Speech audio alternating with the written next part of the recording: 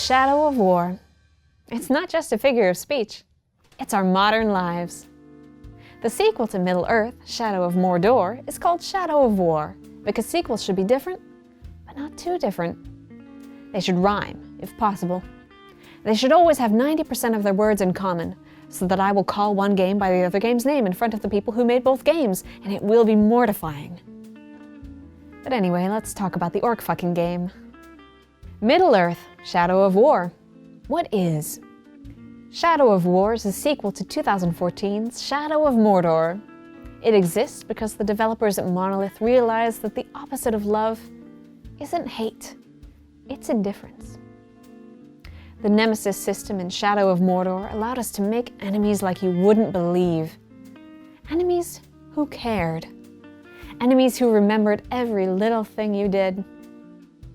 Shadow of War expands upon that and says, you can make more than enemies. You can make enemies who will come back to haunt you, even if you cut their goddamn heads off. You can make enemies and dominate them, and then they become your friends. The relationship building in Shadow of War is the most vibrant and true to life that I have ever encountered. Shadow of War. Why is Assassin's Creed suddenly fantasy? It's a good joke because of the similarities between two action-adventure games. But today we're not talking about Assassin's Creed. We're talking about Shadow of War. Shadow of War. Can a Balrog beat up a... No, you know what? I'm not done with this. We're talking about Assassin's Creed now. The premise of Assassin's Creed is that powerful beings called the Precursors created the human race, and there are magical artifacts, and some humans have spiritually bonded with eagles and can see through walls and possess superhuman agility and stamina, and the Pope is an evil wizard. So Assassin's Creed has always been fantasy, and yes, a Balrog could fuck up a dragon. Shadow of War. Why did they make the spider hot? Just how sexy is Shelob the spider? Why the fuck does Shelob have breasts?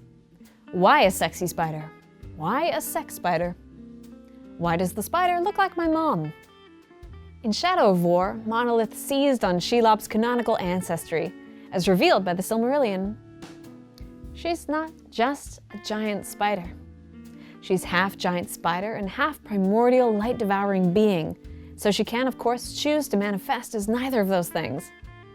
Shelob was born when her mother, Ungoliant, who wanted to devour all light and cast Arda into darkness, fucked some huge spiders and gave birth to yet more spiders. Some say that she is the mother of all spiders. I'm rambling, but this all just goes to show that you can't judge a spider by its legs. Rather, take a moment and ask the spider if it can have different legs. Maybe just 2 legs. 2 hairless legs. And shaved armpits. But I think out of respect for Twitter user Yuka Gailey, we should probably stop talking about sexy Shelob. Shadow of War. Does war have a physical personification in this game? If no, then how does it have a shadow? I don't believe war is personified in the game, sexy or otherwise. However, it's true that non-physical things do cast shadows. Think back to the last time you turned on the news, or scrolled down your Twitter feed, or accidentally glanced at the trending news on Facebook. It ruined your day, didn't it? The shadow that war casts may not be physical, but it certainly is oppressive, constant, metaphysical, and real. Next question.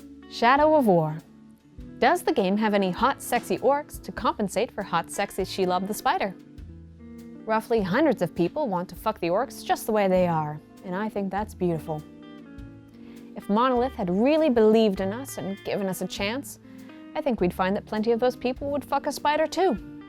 It's 2017. Why not fuck a spider?